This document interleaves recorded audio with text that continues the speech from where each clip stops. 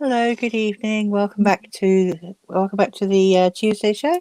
On tonight's program, we are open to looking at anything that is going on in East London or anything that's going on that will affect East London. Particularly, it's a happy week as we celebrate the first big restrictions being lifted in the lockdown. But we are also going to focus on youth and services for young people. Why are they important in an East London borough like Tower Hamlets?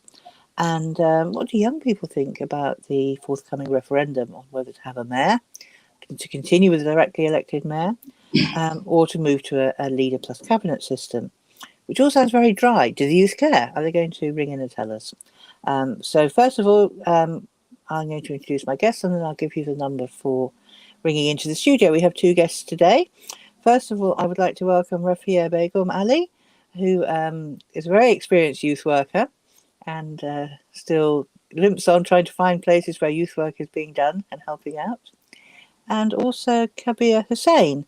I'm sorry, but for some reason we called you Kabir Ahmed for a while on some of our publicity, Kabir, but you know who you are. So Kabir Hussain we have with us, who is a young person. So you have a unique contribution to make. So, and as I said, we welcome your questions. Do ring in. Our number for you to call is the same as usual, 0208 12345 07. So give us a call, put some questions to our two guests, or just tell us what you think. And you can also, if you're watching us on Facebook, comment on the video. I will keep an eye on the comments box. So excuse me if I'm occasionally looking. Oh, we have a caller already. Before our guests have even said hello, let's go straight to our caller. Hello, caller. What's your name? Hello, my name is Mr. Ghazi. Hello, Mr. Ghazi. What have you got to say? Set the tone for us. Yes, I just like to say thanks to Kabir. He's a very nice person. Oh, good. We only have nice people and your on the show. other guests as well. Cheers, thank you. Give them a thanks. So, what do you think about the youth service then? Do you think? I think that the mayor system is going to be good. Mayor is going to be a good idea for the youth. And why do you think that? Why do you think the mayor is a good idea for youth in the borough? Because the mayor will look after everyone. You know, look after all the community and all this. You know, we're going to get more support. Like we had the support before when Mr. Rahman was on the mayor system. Mr. Mayor, he was a mayor, and that time it was better. We had a better service from him. You see. Ah, well, maybe you're saying it's not the system. It's not whether we have a mayor. It's who the mayor is. So thank you for phoning in and being our first caller. You'll set the stage. So let's put that question to our two studio guests. Thank you for calling. Okay. Kabir, as somebody who's accused you of being a nice person and also said to you that the mayor is a good structure for the youth to have. What do you think? Yeah, thank you. First of all, thank you for inviting me, and thank you to your listeners. Thank you, Ghazi Bhai. I know him personally. He's the eldest person and a community activist as well. And thank you for nice comments for both of us. I think Jenny deserved comments. Thank you, Jenny. I believe the youth in Tower Hamlets, especially like me as a young person, I have been living in Tower Hamlets since 2010. And why I involved in politics in 2010? Because I have seen the lots of young people there on the street, and that's why I choose to do some youth work for the young people. And I've seen lots of people on the street. They're doing some other works, and I believe Are you sat on the lead, Kabir? I think your sound suddenly gone off. You were just getting into your stride. Can you hear me now? Refeia, can you hear Kabir? Yes, I can hear too. Yeah, I can. Yeah. Can you hear me? It's just me then. Can you hear me, Jenny? Yes, I can hear you lovely now. Okay. Yeah. I think it might have been a fault at my end, but So, yeah. So, In principle, if you believe in democracy, I think the mayoral system should be kept in Tower Hamlets. okay, so you've set out your stall there. That's what the youth representative is saying. Refeia, you've worked with a lot of youth in the borough. How do you feel? Do you agree with our caller? The mayoral system is the best system? Of course, I mean, they've brought in so much. Having the youth service in-house, it provides a coordinated curriculum, and during that time, I think youth service overall was thriving. I mean, I was in the midst of all of it. There was opportunities for young people to apply for funding. Youth services were open left, right and centre. I mean, personally, Lutful Rahman kind of invested a lot more within the youth service. He's brought in so much, and he's invested not only for the council-owned youth services, he's also like helped other organisations, whether it was grassroots or whether it was a volunteer sector. So during that time, it was like kind of everyone was focused at one goal, which is like to make sure our young people are getting the best out of what is delivered, the services in the borough. You're speaking there of the first directly elected mayor, Lutful Rahman, but of course we've had a second mayor for the last 5 years. So perhaps you're in a position to compare the two. You spoke very well of the first 5 years of the mayoralty, investing in youth service. Has that carried on? Is it still as good in Tower Hamlets? No, of course not. Out of the 26 council-owned youth service or youth centres, 18 of them closed. Now, knowing that there's a rife in knife crime and postcode tension, how are you then helping the young people? Because without even finding a solution, you're just like adding to it. Because young person won't cross boundaries to another youth centre. So what you're doing is you're forcing those young people onto the streets. There was about 800 plus people who voted online against, petitioned against like the closure of youth services. They did say this is gonna have an adverse effect, but their voices weren't really heard. And you know, all of this was at the back of the old administration. It gets tiring hearing about, oh, what the old administration done. We had to bring in A, B, and C just to come in and clean up the system and blah blah blah. But at the end of the day, are you listening to the young people? Though I was at the middle of working with young people. One of my young person got stabbed to 2016. In Brick Lane. So these are things that are happening. Closing youth centres doesn't eliminate the issue. It actually adds to it. So I think at the moment probably the current administration would say that some of the youth centres they closed had very small attendance, and what they were doing was closing them to give enhanced facilities in set locations in the borough. I think they have 8 hubs, and they were going to deliver the service from them. And I think in fact they then had to add three satellites. I think, Jenny, just to go with Refeia, John Biggs, the present mayor of Tower Hamlets, he's throwing young people on the street.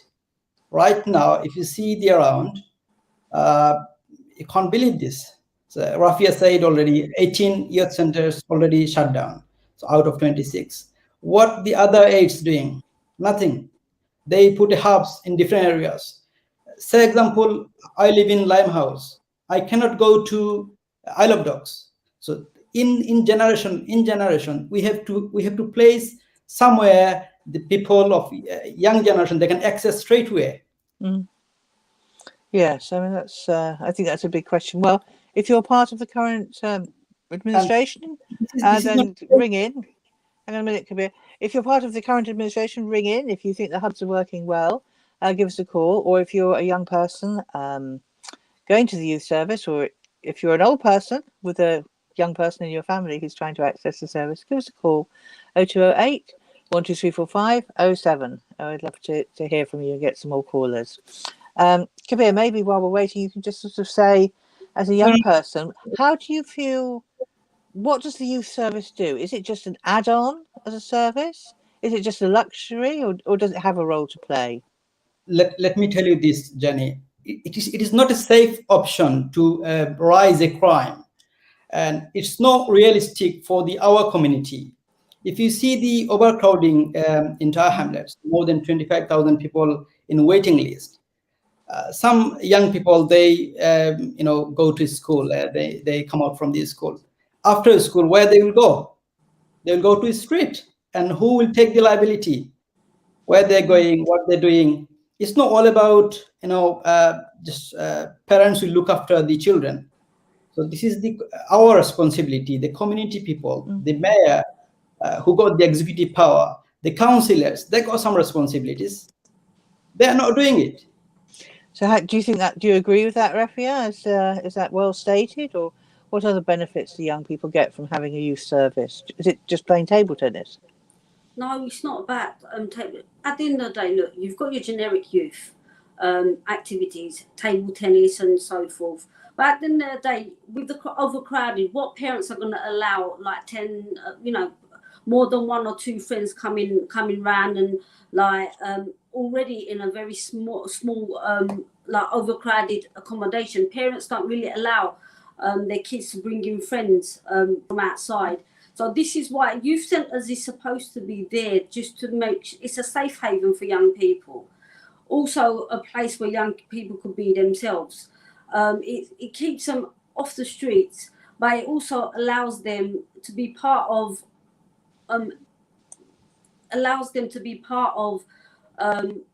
or have that sense of belonging. Because majority of the young people, they can't like fall off the wagon a lot of the times, and schools don't really cater for individual needs. Schools are there just to like kind of cover the curriculum side of things, but youth workers really do work with the young people on a one-to-one level. They kind of invest a lot of time into getting to know the young people, and there's a lot of like local youth workers who've been born and brought up, and they've like spent their lifetime, majority of them, like giving back to the community, volunteering and putting as much effort as possible. I mean, youth service have been like in-house, bought in-house, they've been outsourced, they've been commissioned. And I remember the time when Youth Action UK was brought in, and they're an organisation from Kent. What do they know about urban youth work? Nothing. It all went belly up, and then it was brought back in. All these staff members were too keyed over. It just has been going back and forth. And what that does is it makes young people unsettled. It unsettles the young people more than anything, because they get to know their youth workers, and then like youth workers are moving on. They're being passed around to one hub to another, one lot to another. Now it's come to like 8 hubs, and now it's broken up, and it's just it's been tendered, it's been commissioned out again. So is it? Young people don't know where they're coming or going, who their youth workers is. They need to have a youth worker who they've actually stuck with for 5 years in order for that young person to come back time and time again. Even if after they're 19, when that's where the stop, cut-off point is. So many of them still come back to see their young, youth workers because of that relationship. Yeah. And we need to keep that. We need to keep that. We need to, because these are valuable stuff. Because at the end of the day, there's nothing for the 18 plus, and these are the young people who end up becoming young parents, and they fall through the gaps. Who's helping them? A lot of young people don't have the career guidance. They need that. Schools will just send you to A, B, and C, but actually, do they really sit down? Because a lot of young people, they kind of choose what they're going to do, but a couple of years into it, they change their minds. They need career guidance. They need a lot of guidance. You're putting salt in my wounds there, as that was one of my hobby horses. Guidance on careers, and particularly guidance on further education, higher education. That was my main interest for a lot of the 90s. But Kabir, do you think that Refeia is right? What's it like on the streets? If the youth can't have a place to go, what actually happens on the streets? Why? Oh, hold on. Leave that question there. We've got a caller. Hello, caller. What's your name? Hi, good evening. I'm calling from Dockland. I'm just want to speak regarding the big. I go like a son, like 18, 19 years old, and there used to be a few youth club in Dockland, but they have shut down every single youth club. They got nowhere to go. I mean, really helpful if can someone like get back the youth club so you can go in and play in evening time. And I don't know of any youth clubs functioning in E14. On the Isle of Dogs. Yeah, not now. I mean, obviously it's COVID closed down, but they used to be before the COVID. They shut down all three of them. So it'd be helpful if they can bring them back again. How do you feel that the youth are taking to that lack of provision, caller? Are they just sitting at home waiting for lockdown to end, or how are the young people taking to the situation? Yeah, I mean, my son's like I mean, it's my son, but his friends are like they've been just sitting at home playing computer, and there's nowhere to go once the lockdown's open. But then there is no clubs to go and spend time. So they two, three youth club, but they shut down all 2, 3 of them. Yeah. Well, hopefully some of them will come back. You to get back into again. Well, maybe you can send your son round to the Utilise project in Pepper Street, because they're always interested in feedback and laying things on within the regulations. And I saw in Millwall Park today, cricket is back on, so that really felt like summer, seeing people playing cricket and just hearing that sound of the ball hitting the bat. I thought, summer's here. Caller, thank you very much. Let's carry on. I asked you a question. Thank you for calling. Kabir, I asked you a question. I can't remember what it was. What do people actually do on the streets? Do they just hang around and get cold, or what? Yes, just to echo with Refeia, what she said. Why youth clubs are important in Tower Hamlets. So it provides a platform to be a good citizen. It provides a platform to exercise where they can do extracurricular activity and make a huge contribution to the communities, the positive contribution to the communities. So if you look around in Tower Hamlets, the knife crimes has been raised, the drugs and the antisocial behavior. So all over the Tower Hamlets. What is this for? We cannot put our young people, we cannot put our future on the street. If you're shy listeners about ringing in with your question, you can put your question on our comments box on our Facebook page. But I did want to come back to schools as well. Schools, I mean, used to be delivered in Tower Hamlets by ILEA, the Inner London Educational Authority, that's before your time, Kabir, which used to operate the youth service as well, and then everything came over just being run by Tower Hamlets. How do you feel the relationships are with schools now, Refeia? Have they been better? I remember them being very good back in the day. I mean, the schools did have, the council did have the junior youth service. Hold on a moment. I don't know if you're aware of it. No, I'll have to wait because we have another caller. Hello, caller. What's your name? Hi there. My name is Mafiz. Mafiz? Yeah, I'm calling from Docklands. Oh, welcome to the show. You're not calling from Docklands. There is no such place as Docklands. It's a pretend place. You may be calling from the Isle of Dogs, but let's not have this. Let's not have this posh Docklands stuff. Isle of Dogs. Okay, Mafiz. I just want to say that the frontline service, this administration has been really affected by this administration, the frontline service, the most vital service. They cut lots of jobs, and it's really affecting our residents, our community. Are you of an age where you're going to youth clubs yourself, Mafiz? Yeah. There are hardly any provisions now. Youth club, day centers, even the local libraries. The frontline service job was reduced, and it's affecting the communities, and it will affect after the post COVID-19 pandemic. So these are really worrying times for all of us. Have you seen more youth hanging around on the streets? Yeah. Just for example, today different examples, but already the crime rate is going up, the knife crimes and other things. I mean, what are the provision for off the street campaign? Hardly any. And summer youth programs. Where is the money? Where is the youth provisions? Goodness, So, we've got the summer. really Yes, we've got the summer to come.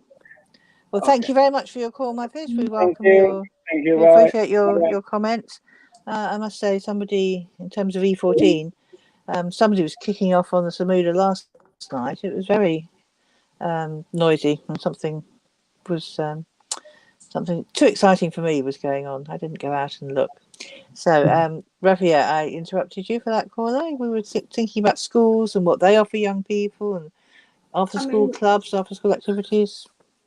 Play centres started off with parents running it voluntarily, like in schools, but then it became something that it was mostly for working parents, because obviously after school they needed their kids like to stay on a bit, but then it became quite popular.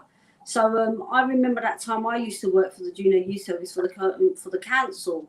But it was just a follow-on from 9 to 3. It was just a follow-on. It just continued. It wasn't.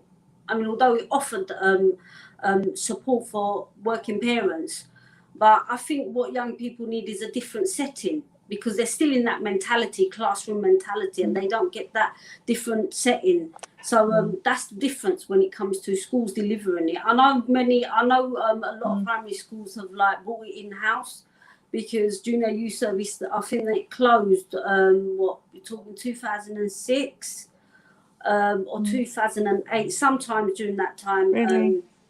I think junior youth service, all the schools took it in-house. So that's what, as far as I'm aware of. I think just before Lutful Rahman came in, because I remember I've shifted jobs after that. I changed jobs. So I went on to work for The Inspired 2010. So I've kind of left the junior youth service. They call it junior youth service. It's basically just working with the younger lots. But schools really need to tap. What we're missing out on is youth centres working alongside primary schools, and or local secondary schools. If each secondary schools kind of worked in partnership, we could have had so many young people utilising youth centres. Schools ain't encouraging their young people, because it's so difficult to tap into schools. They don't really kind of engage with you. If you want to discuss a project with them, they always send you emails for info and admin. It doesn't get to the person that you want to reach to. And it just gets forgotten about, and you can't really go outside their front gate because that's not allowed. So the only schools that I found that are thriving in that sense is a couple of schools who are open to ideas. But it's not all schools. Not all schools are doing that. Some of the schools say they're delivering their own youth service or own after school, but are they really? Because majority of the time, young people are still hanging around outside.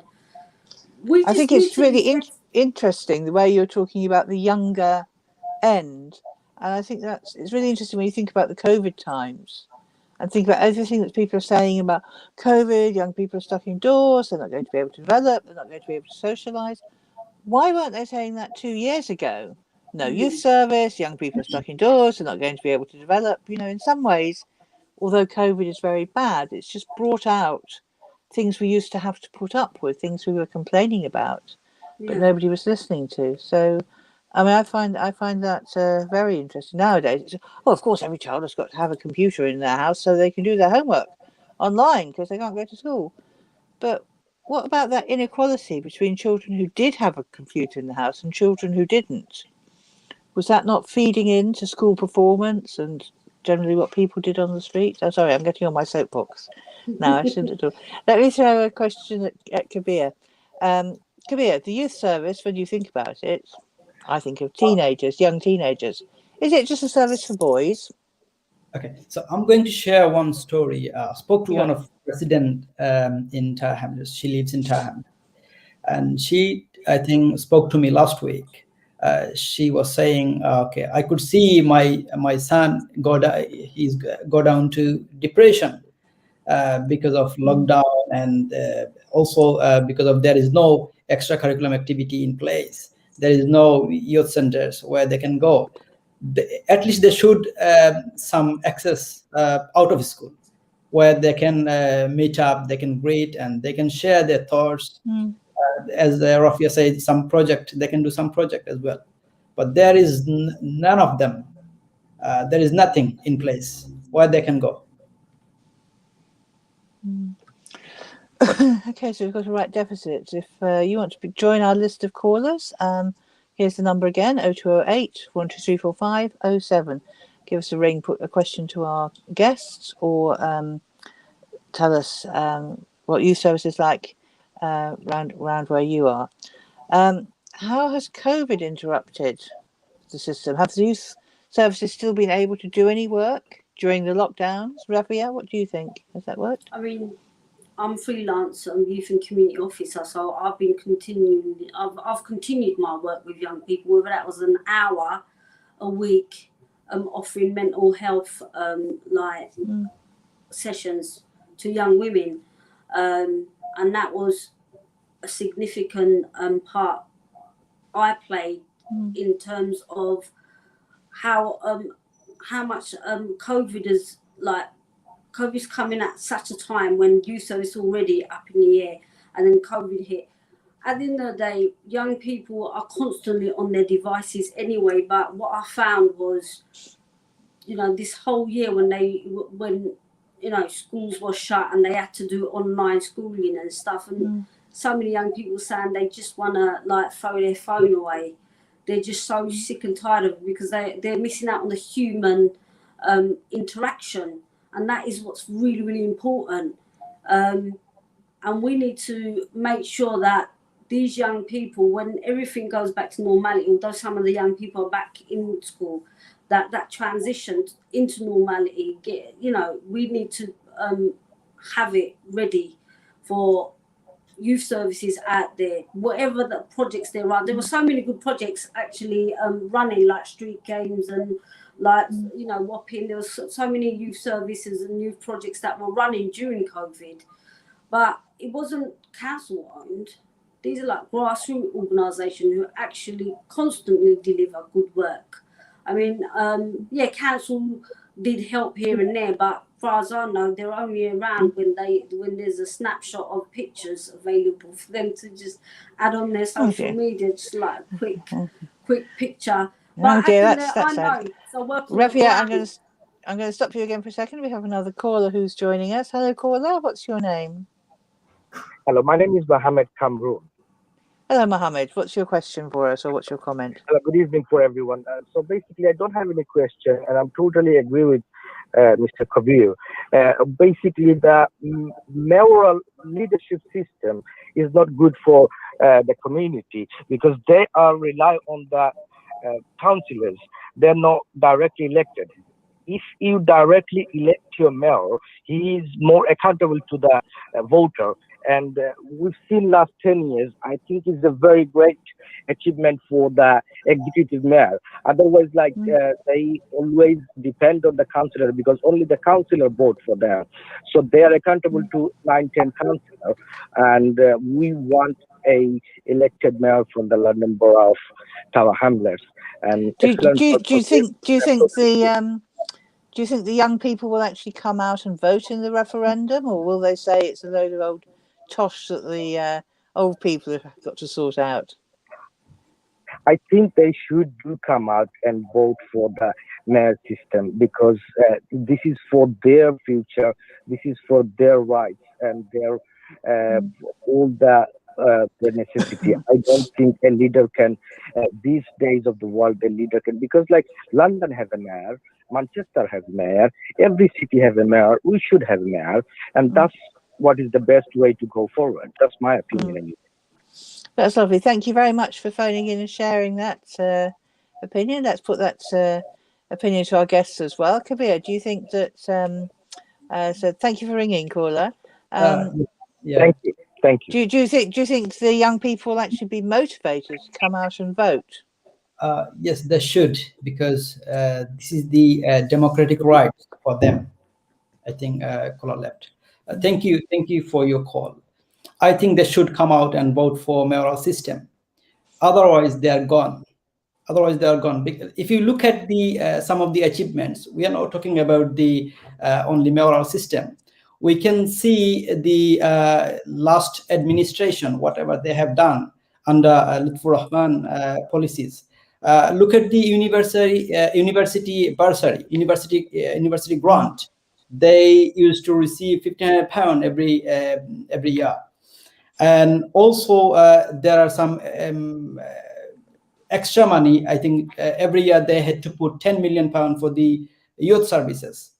Nevertheless, President Mayor, he cuts everything. He cuts frontline services. He shut down the libraries, one-stop shop, and many more. So, namely, so much he has done. We can't compare with the previous administration and present administration. So, I'm sure the current administration would probably say they actually provide better services because they are in fewer locations. But I know we've all understand, Jenny, where the money gone. They put in a pay rise for them. I think all councillors, they got pay rise, mayors got pay rise, and they cut from youth services. They're putting in their pockets. So what is this for? Well, let me stick to the democracy point. I mean, obviously, I'm, absolutely politics every day. You know, I'm really interested in how our lives are run, how our lives are controlled, having a say in what people do to us. Refeia, do you feel that the youth service encouraged young people to get interested in the democratic process, in the political process, or was that something that youth service shied away from? No, I mean, I don't know if you've heard of the young mayor. Have you heard of the young mayor? Tell us more about it. Yeah. So it gives a young person a role, a leadership role to play in, and to kind of like convey a message to all their all the young people, all their peers, change the way services are run, organise events. And it was going successful. It was quite. I don't know what's happened to it. I don't know if they're still doing it. I've not heard of it for the last couple of years. But I knew it kind of like giving a platform to young people to kind of like be part of what's going on the ground. We need to invest in our young people. We need to make sure they are taking on roles such as leadership roles, because especially fantastic. now more than anything. Yeah, hold it there. We have another caller. Hello, caller. What's your name? My name is Raj. How are you doing? Okay. Raj, we're all fine. I hope you are too. What would you like to ask or say? I live in Isle of Dogs, but basically I have two children. One is 17 and one is 14, and they don't have nowhere to go. They don't know like anything, the clubs or anything. Everything's like clothing, Mr. John Big. So I don't know why. I mean, those are very difficult ages, 14 and 17. How are they actually coping with being locked up at home? How are they actually coping with being locked up at home, Raj? Yeah, just in the computer and laptop, just doing nothing else, nothing much actually. Do you think they will recover quickly when lockdown ends, or has this done them some permanent damage? Yeah. Anyway, thank you then. Bye-bye. Raj, thank you for phoning. Okay, that's another thing we've got to look out for, seeing how youth are. If youth will snap back, I think that's a very important question. What is the youth service going to do in Tower Hamlets, in East London boroughs generally, to help young people to transition. Sometimes it can be very confusing when you're young, can't it? Because you're transitioning anyway, but you're not sure quite where you're going and you're testing it out. So this is going to be more of a challenge. I was just, I do actually have the East London headlines in front of me, and I was just looking there, I thought I saw something. Barking and Dagenham, their news page has got something from their young mayor. Their young mayor is going to continue fundraising, as a bit of a tradition in Barking and Dagenham, for domestic violence charities while they're being the young mayor. And yeah, that's important enough to make the Barking and Dagenham main news page. So there's not so much in Tower Hamlets. I'm sure there is to the young mayor, but they may perhaps not be getting quite so much of the news coverage as they do in other boroughs sometimes. I wouldn't be surprised then if that role has been stripped as well. I mean, there's been so many changes. You don't know what's going on in the borough anymore. I mean, most of the council-owned youth centres were shut throughout the whole pandemic. So it was only the grassroots organisation running minimal services. So there you go. I mean, you have to have the passion and the drive to make sure that youth service thrives. And I don't think John Biggs has done that. I mean, he's come in and he's closed half the centres, half the youth centres. That didn't really help. So you can tell from his mentality and the way he came in and done what he's done, that it's not about the young people. It's more about closing the roads and doing other nonsense. I mean, it's just, I mean, it is, moral system or leadership model, it is about the individual. And, people might say so many things about Lutful Rahman, but at the end of the day, he delivered and he was out and about meeting young people. He was opening up centres like Osmani Centre. He's put in a lot more. There was grassroots organisations thriving. They could deliver from, the small organisations were able to deliver, have like events, summer events and so forth. It brings communities together. Nowadays, you don't see none of that. I mean, it's just the numbers of young people attending youth centres have dropped significantly to a point that, it comes, I don't know if that was the plan to begin with, to like shut down services and it has a ricochet effect. Are you just talking about COVID? COVID has obviously knocked attendance. Way before COVID, the numbers were dropped. So now, obviously, with COVID, it's going to be really difficult to get everything everything to get back to normality. It will take time because our young people, not just young people, everyone has suffered so much so that it's going to, everyone's mental health has had diverse effect. COVID's had a knock-on effect on so many people financially. So many people are still, they've lost loved ones. So it's going to take time for us to get back to normality. But this is a time we need to think about our young people.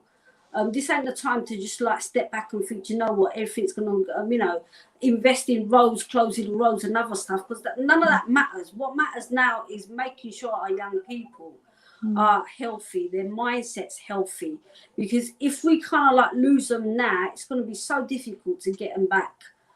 Crime rates, as we know, every single every single time you're on Facebook or social media, someone's got stabbed.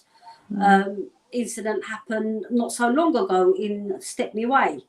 Someone got stabbed. Some boy got stabbed in Leytonstone over a jacket. I mean, it's happening. We can't ignore it. And they're getting younger. I mean, I was astonished. I was writing up a crime report for East London News this week, and the teenager charged with stabbing a 15-year-old was 12. Yeah. And I don't often write that. 12-year-old charged with attempted murder. I don't often write that, and I don't like writing that. And you think, how has this child escaped the people and the services that should have been looking after him? I mean, it was a male child. So it's I mean, the other question I'd like to look at, and maybe Kabir, if you can come in. I know, Kabir, you're gainfully employed. I can see all the books behind you. But I was just wondering, I don't know if you want to reply to anything Refeia said, but I'm also quite interested in unemployment is another high statistic and unwelcome. How are young people feeling their chances of getting work are? Because I know if you can't see any chance of getting employment, that's really can put you on a downward spiral. So how are young people feeling about the employment situation? Kabir? Yeah, that's true. This is the another reason, because once you meet somebody, once you get access to somewhere, you can share your thoughts. I strongly believe we should get access to youth centers. If you see the last administration record under Lutfur Rahman, he put some apprentice, in place. Oh yeah. So that's the way we can reduce some, unemployment, especially for the young people who can do the part-time job, or they can get some experience from anywhere. This is one of the initiative he has done. And hold that thought. We have another caller. Hello, caller. What's your name? Hello.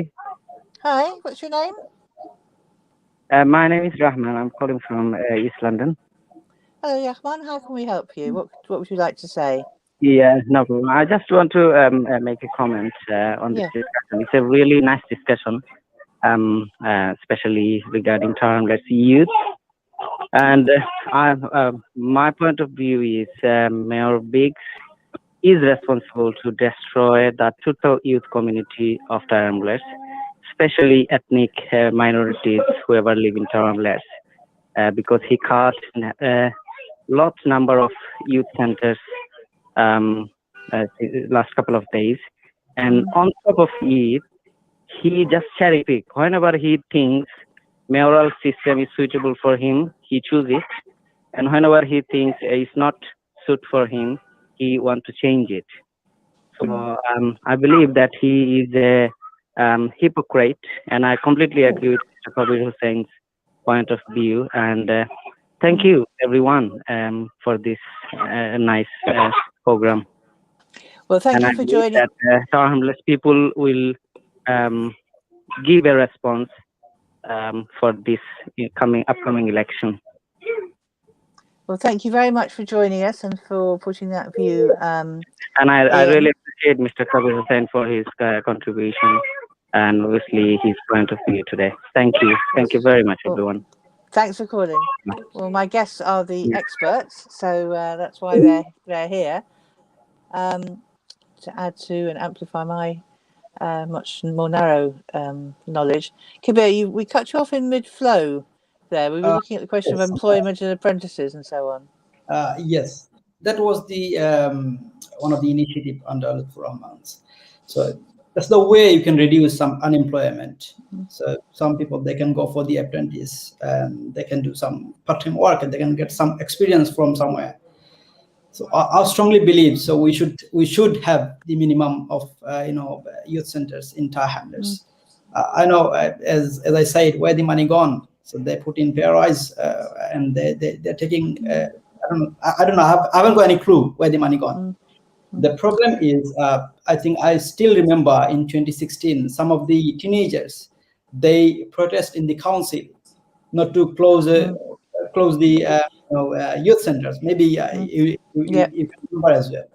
Yeah. So they can feel their pain.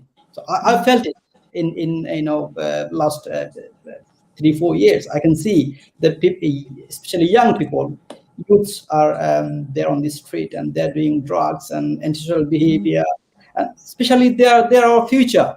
If you believe they're our future, you have to invest in. Look at the statistic in 2010 to 2015. We were the best urban school in the world. So we have to invest somewhere where we can get the result from there.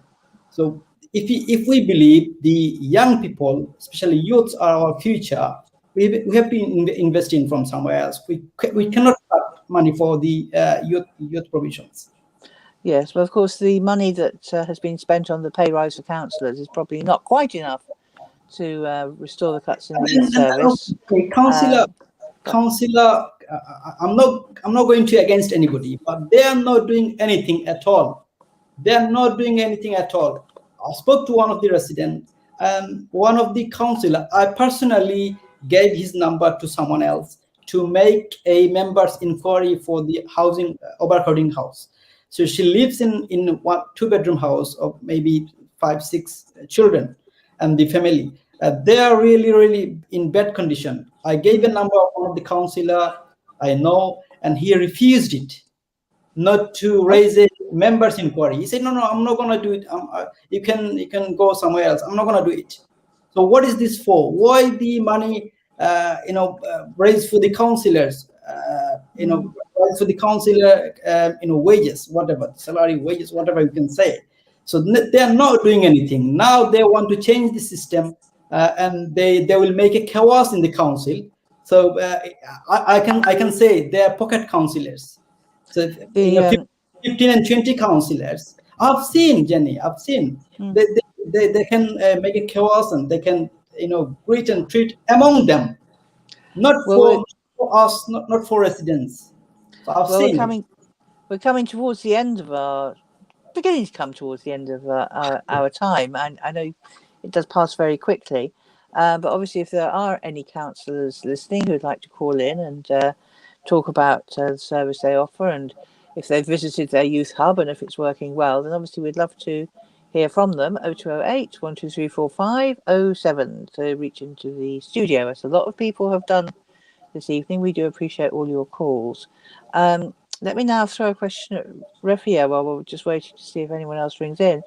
I don't know, you may not be able to answer this, you may not want to answer this, but you've been a youth worker for a reasonable time in the borough.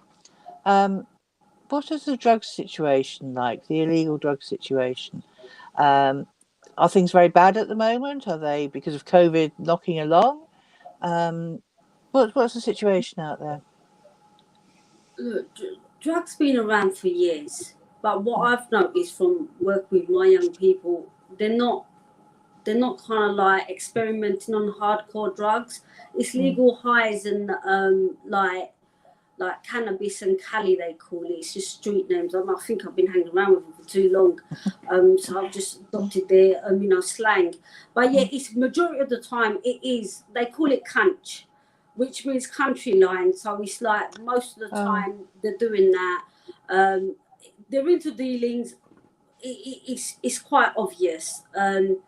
But this is because of the living, the prices are hyped up, and it kind of like, I remember 20 years ago, if someone was to, per household, one full-time worker could have just managed the whole, upkeep of the house and so forth. Now it's like two full-time, two household full-time workers. It doesn't even cut the mustard now. It's just, and this is what's happening now. The living cost is really high. Young people are forced into having to have the latest trends and have the latest gadgets and so forth, and having to see parents struggle, it has an effect on young people. Because working with young people, I mean, there's been a massive, from 20 years ago, from today, from observation, what I see is there's a lot of lone parents. There's a lot of single family a lot of young people, even from our Bangladeshi backgrounds. There's a lot of them come from lone parents. So it's just like mum's like out of work. So it becomes, the young person becomes the main kind of like family lead in the house. So all the pressure falls on the young person. So it's just, this is how it is now. Not always, but this is how it is. From generally speaking, when I'm working with young people, a handful of them came from single family backgrounds. So they were struggling. Now that I don't work with them no more, they're about 21 years old now. It's just, none of them are in full-time jobs. Most of the times they're running around in cars, and you can just know what they're doing. Yeah. But Yes, this that is was. it. You can't help them because they're not, there's a cut-off time. When they're 19, there's nothing available for them. I mean, this was changed by connections. When connection came in, they changed it to 13 to 19, whereas before, years ago, it was 16 to 25. I mean, now you can Which is work with a something young that perhaps, person. perhaps we need that age group in Tower Hamlets or in East London, because I know that we had, at the same time as we used to have that youth service going on longer, we had one of the highest rates of children taking an extra year to get their GCSEs. So they're actually leaving school quite often a year later, a year older than their compatriots across East London. I used to work across the whole of East London, and it was it was awful. You could start off in Tower Hamlets and talk about the conditions there, and I would ask. It was all about going to university. And I asked questions like, who here's got their own bedroom? Blah, blah, blah. And then you move out to Newham, Barking Dagenham, Redbridge, Havering. I even went out into Essex occasionally, that corridor. And the further you got out east, the more children had their own bedroom, children went on holidays, children had their own computers. And it was a real illustration for me. But if we rely on young people have got energy. We want them to get involved in the political process. How do you think they can organise to fight back? Kabir, what do you think young people should actually get engaged in? Can they get engaged in the political process and defend their services? Do we need them to do that? Yes, I strongly believe. If you see Mr. John Biggs, Mr. Mayor, he's been in power since 2015, and he cuts more than 4.2 billion pound. I think. Sorry, 4.2 million pound. So if I'm wrong, correct me, please. 4.2 million pound he cuts for the youth services. And this is a worried about us. This is a worried, and it's a red signal for the young people. I strongly believe he should, bring back all the youth centers.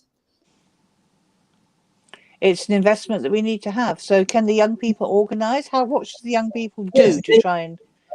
I think if you see some of the young teenagers, they made a farewell ceremony when the closures of the youth centers, Mr. Biggs done, and this is a shame for us. I think young people, they should organize and they should protect, and they should protect their rights. Nevertheless, if we believe in democracy, they should stand for the right and vote for the mayoral system on 6th of May. It's a time to wake up. I believe it's a time to wake up, and it's time for listen from us, and it's a time to wake up and shape your future in Tower Hamlets. I believe the people of Tower Hamlets will speak again and vote for the keep the mayoral system on 6th of May. And Refeia, what do you think about that? Have our young people got it in them to get involved in the political process and to fight for their futures? Well, why not? I mean, I just previously I've mentioned when you asked, a lot of my young people, they kind of went out the petitioning, done door to door outreach work just to get convey the message that the mayoral system is the right way to go about doing things, and that was just before Lutful Rahman and other candidates stood up for mayoral role. But that goes to show how much they actually believe in their democratic rights. Do you get it? Because they know they will be able to vote in their mayor. Whereas the leadership system, no one knows what's going to happen. I don't know if it's going to be a closed door politics, and we only find out about it when stuff happens. Because, I mean, to be honest, real thing is it's the person itself. Do you get it? I mean, you could draw a line between like Lutful Rahman and John Biggs, because Lutful Rahman didn't come in and give himself a quick pay rise, whereas John Biggs did. I mean, if councillors can also just reject the pay rise, only 2 out of all the councillors said, no, I don't want a pay rise. But what happened to the rest of them? I mean, especially during this time when everybody else is suffering, council tax has gone sky high, and you want to give yourself a pay rise, and then come back and say, oh, you know, government's cutting money, blah blah. How does that even make sense?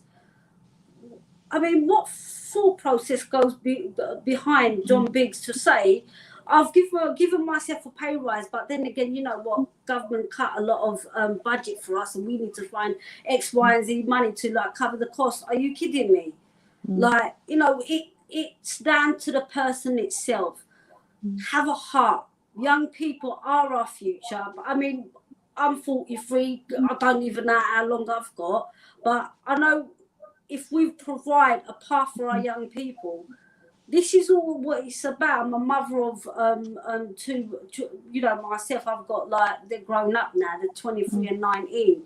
I know how you know, you can't do youth work with your own kids, but I know what it was like with my young, you know, my eldest. He struggled a lot. He didn't know, you know, which path to take. He's 23. I know, you know, by working with my young people, I see it all the time.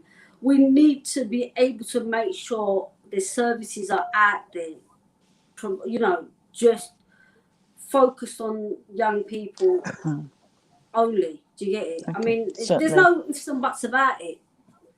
That's lovely. Okay, we're just coming up to our hour, so I think we are going to leave the conversation there. I think it's been a fascinating overview, not quite the shapes the way I thought it might go, but it has still, with the thanks to our callers, been an overview of a lot of the issues facing the youth service at the moment. And I think the message that we have to give young people is it's been a horrible year, but now is the time to get active and to help shape the future of all of us. So I'd like to thank both my guests, Kabir Hussain and Refeia B Ali as well. Thank you both very much. I hope we'll see you again in the future.